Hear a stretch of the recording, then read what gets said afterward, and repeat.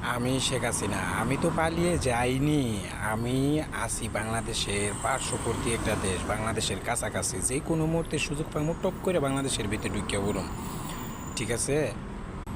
আমার দলের নেতাকর্মীরা আপনারা ভয় পাবেন না, আমি আপনাদের কাছাকাছি রয়েছি। সুযোগ মতো আমি টুপ করে বাংলাদেশের ভিতরে ঢুকে পড়বো। এটার জন্য আমি ইন্ডিয়াতে গেছি। আপনারা নো টেনশনভাবে বাংলাদেশে আন্দোলন কইরা যান।